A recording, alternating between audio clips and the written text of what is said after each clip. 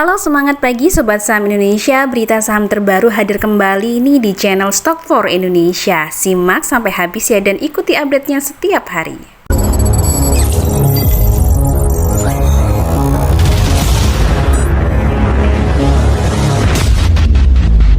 Oke, sekarang kita awali berita dari komoditi. Pertama dari batu bara nih yang mulai mendingin. Batu bara melemah 4,09% pekan ini, maksudnya di pekan lalu ya. Dan kemarin udah sempat naiknya udah lumayan ya, akhirnya melemah juga nih. Nah, bagaimana dengan minyak? Minyak juga jatuh nih 1% karena perluasan lockdown COVID di Cina. Jadi di Cina sekarang ada varian baru yang mengakibatkan situasi kurang kondusif di Cina. Akhirnya dibuatlah kebijakan untuk lockdown di sana. Lalu ada sawit nih. Nah, pekan ini harga CPO masih tren bullish. Nah, hanya sawit nih yang cuman bullish, yang lainnya pada melemah, ya pada turun. Tapi CPO-nya makin bullish ya dengan adanya faktor cuaca. Karena emas juga nih anjlok ya, tertekan penguatan dolar dan ekonomi Amerika Serikat. Jadi saat ini Amerika sudah keluar dari resesi ya. Data inflasinya sudah agak rendah. Nah, tapi ini tadi saya lihat nih pagi ini nih masih turun juga harga emasnya, belum naik. Kita tinggalkan komoditi, kita ke Wall Street ya, yang kemarin perdagangan hari Jumat ditutup melambung setelah data inflasi Amerika Serikat yang melambat. Jadi sudah agak-agak ini ya, kewaspadanya agak berkurang nih. Jadi investornya happy. Tercatat Dow Jones naik 2,53%, S&P naik 2,38% dan Nasdaq nih lebih gilanya nih naik 3,06%. Dia kalau turunnya paling tinggi, kalau naiknya juga paling tinggi Nasdaq nih ya. Oke, next gimana nih dengan bursa Asia? Ternyata bursa Asia berbanding terbalik kemarin Jumat memerah semua nih. Efek Xi Jinping dan perang dagang antara Amerika Serikat dan Cina, lagi-lagi perang dagang. Dan akhirnya bisa membuat IHSG juga ikut tergelincir 0,5%. Nah, sektor yang paling banyak koreksi ini adalah saham teknologi.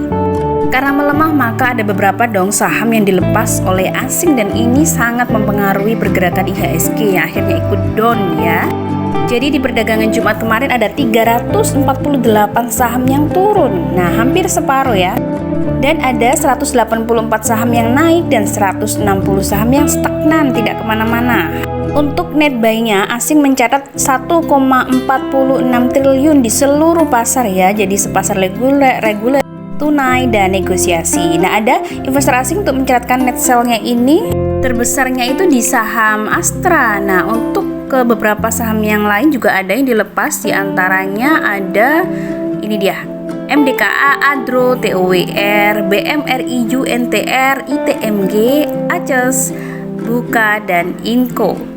Nah, untuk saham-saham yang di net buy asing apa aja sih di saat IHSG turun? Nah, ini dia ada saham Telkom, kemudian ada juga saham BRI, BCA, ICBP, Pegas, Akra, KLBF, INDF, MAPI, dan MNCN.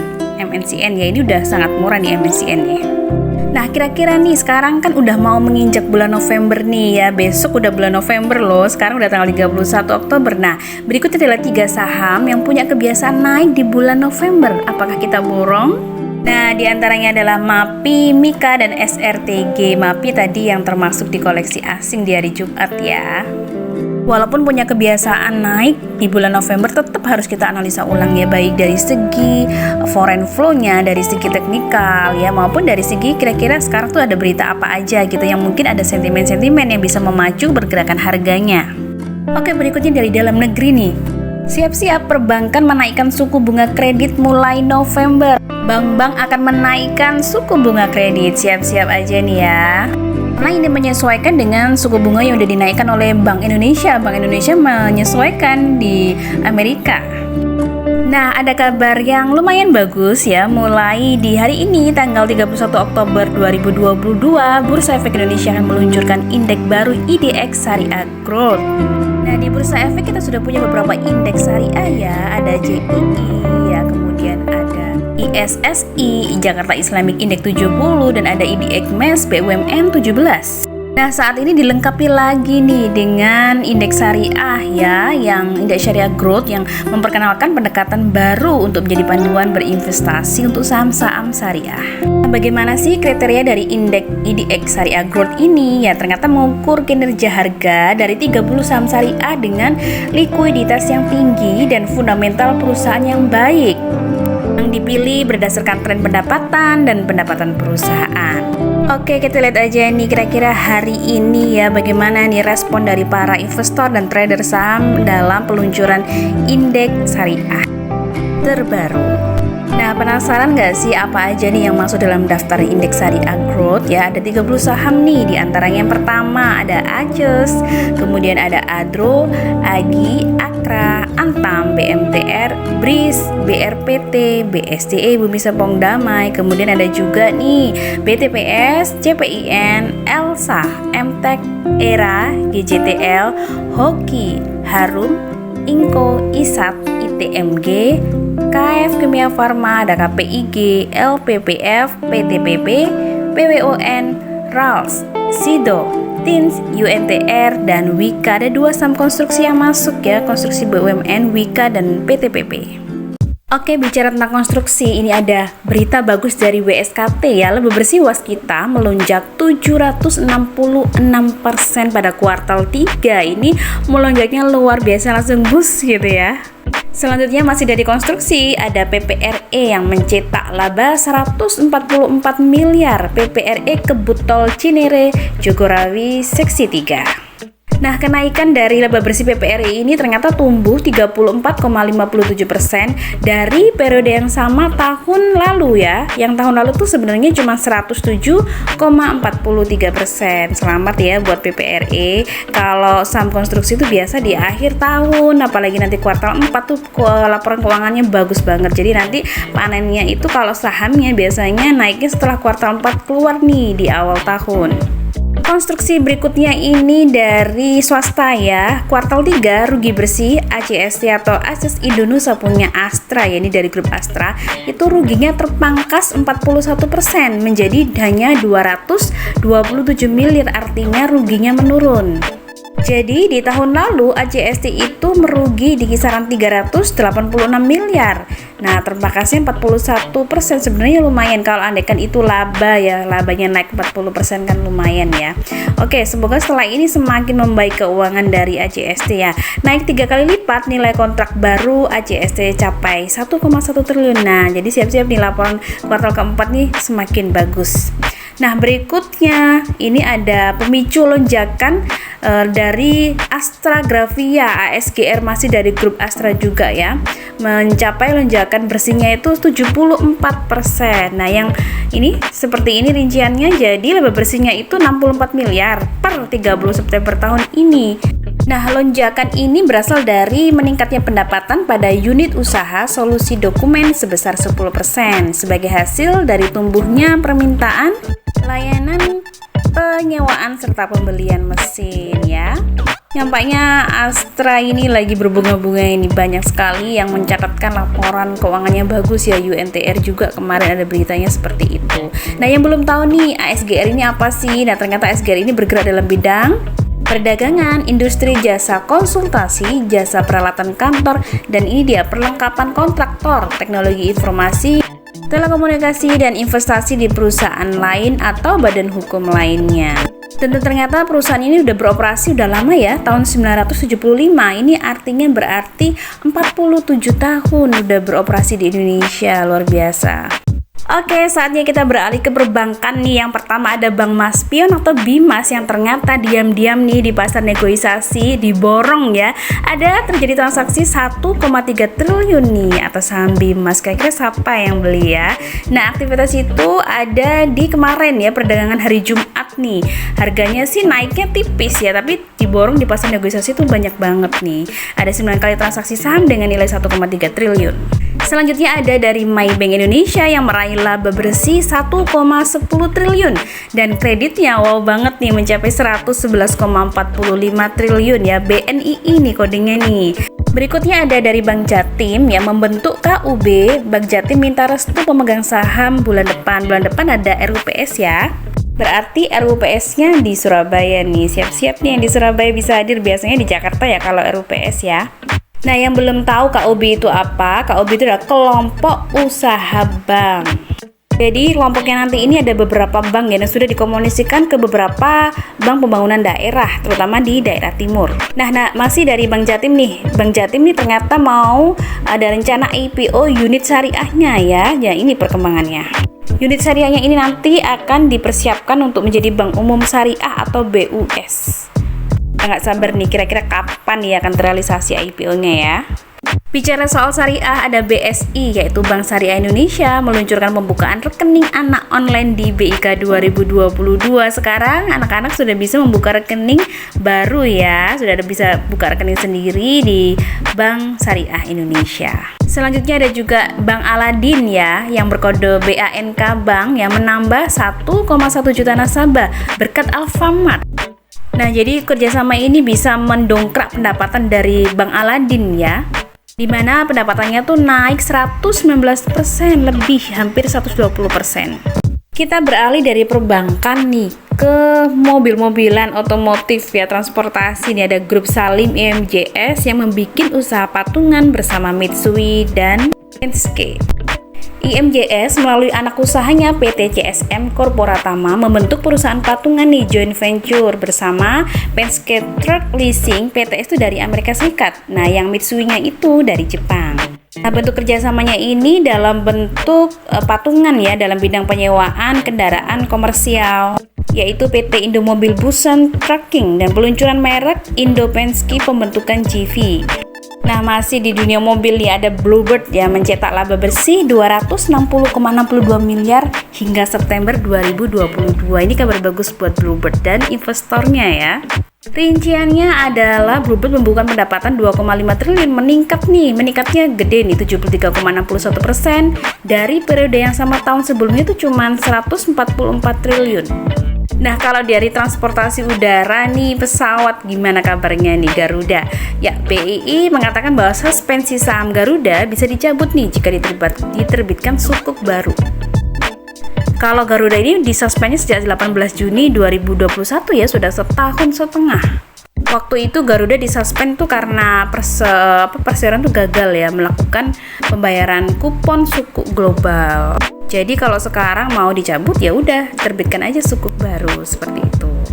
Next kita ke komoditi ya. Nah, kita pertama nih ada di pertambangan nih, ada BRMS dan Antam yang penjualannya tuh naik. Untuk BRMS ini memang untuk produksinya naik ya, dengan berkat adanya PT Citra Palu Mineral CPM ya, tambang yang baru itu. Nah, itu memungkinkan pendapatannya, kemudian juga laba bersihnya juga naik. Sementara untuk Antam itu secara produksinya sih stabil.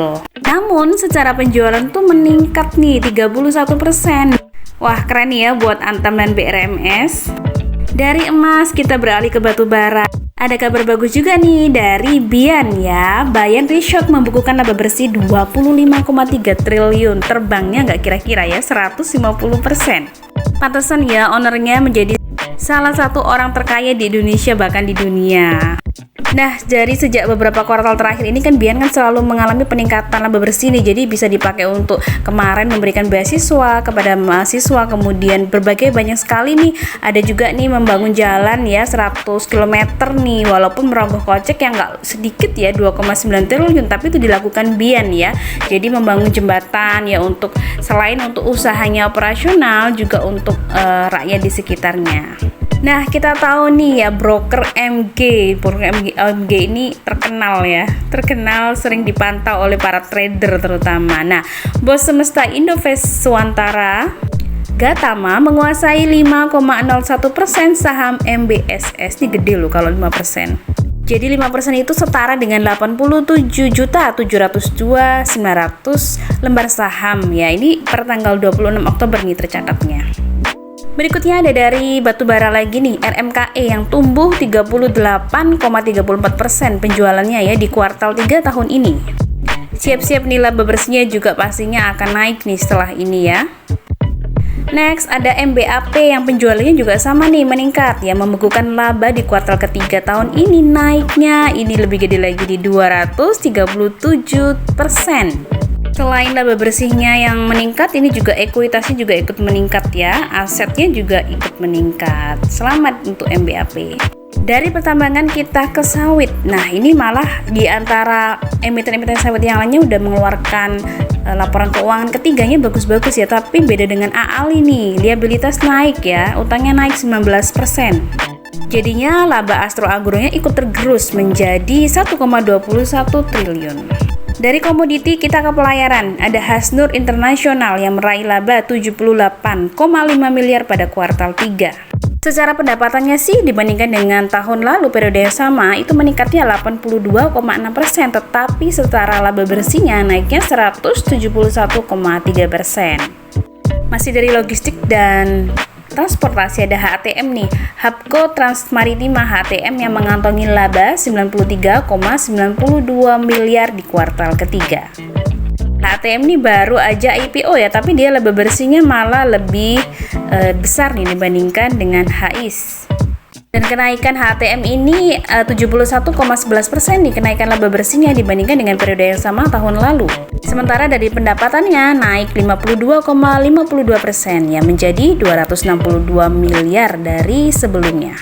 Oke, kita tinggalkan pelayaran ya. Nah, kita ke Telkom nih, melunasi hutang ke bank. Telkom merogoh kocek 2 triliun. Nah, banknya ini yang dimaksud adalah ini ada HSBC, kemudian ada BRIS, kemudian ada juga BBNI ya. 2 triliun itu lumayan loh, duit gede. Nah, selamat nih ya buat Telkom yang mungkin habis ini DER-nya udah menurun ya. Masih dari Telkom nih, laba Telkom tuh merosot 12,14%. Ada unrealized loss dari investasi di Goto. Jadi ini kerugiannya itu belum terrealisasi ya. Ini hanya karena Telkom berinvestasi di saham Goto dan saham Goto sekarang sahamnya dropnya lumayan ya, harganya turun banyak. Di tahun ini tuh labanya 16,58 triliun. Nah, tahun lalu itu 18,87 triliun. Jadi lumayan ya secara tahunan untuk turunnya. Tapi ini nggak rugi beneran ya. Maksudnya belum terrealisasi ya. Jadi jangan khawatir. Kemudian berikutnya ada MNC Play yang menorehkan kinerja moncer. MNC Play ini adalah bagian dari IPTV yang punya Pak Haritanu. Makanya di sini ada fotonya Pak Haritanu ya. Jadi kenaikan laba bersih ini karena berhasil menekan biaya ya, walaupun harga gandumnya itu naik ya, tapi kemudian kenaikan bahan bakar juga ya, tapi akhirnya berhasil nih menekan biayanya sehingga laba bersihnya. Buat teman-teman yang belum tahu TRGO itu emiten apa sih? TRGO itu merupakan perusahaan pabrik tepung terigu yang didirikan tahun 2022 di Jakarta. Ini adalah perusahaan induk dari grup Serestar ya, yang melalui anak usahanya memproduksi berbagai produk olahan tepung. Nah, bicara tentang soal makanan nih, ada juga TDPM ya, yang sahamnya itu udah di stop 18 bulan yang lalu ya. BEI itu mengingatkan potensi delisting nih saham ini. Yang belum tahu TDPM itu apa? TDPM itu merupakan produsen bahan khusus untuk berbagai industri melalui anak perusahaan. Berikutnya ada Sido Muncul yang membagikan dividen 405 miliar atau setara 13,5 rupiah per saham. Jadi per lotnya itu 1.350. Nah, jadwalnya ini sebagai berikut. Jadwal kumdatnya itu tanggal 7 November, ex-date-nya tanggal 8 November. Untuk pembayaran dividennya itu tanggal 18 November 2022. Untuk aksi korporasi lain, kita sudah sediakan di grup forum trader dan investor di grup Telegram kami ya. Contohnya nih, berikut daftar perusahaan yang akan melakukan RUPS. Ada Good, ada IPCM, kemudian ada BP dan ada MGLV. Nah, ada juga nih yang akan bagikan dividen, yaitu ada Game, yaitu Golden Energy Mine. Ada juga KMDS dan yang tadi kita bahas yaitu Sido Muncul. Well, sampai di sini dulu Sobat Saham Indonesia. Terima kasih yang sudah menonton video ini. Semoga bermanfaat dan jangan lupa like, share, komen, dan subscribe ya. Dan buat siapa aja yang mau belajar saham, saling sharing saham dan saling belajar bersama komunitas kami Stock for Indonesia, bisa menghubungi kami di kolom deskripsi, ada nomor WhatsApp dan Telegram ya. Oke, sampai jumpa. Sampai di sini dulu, kita akan ketemu lagi di sesi video berikutnya. Sampai jumpa dan go financial freedom.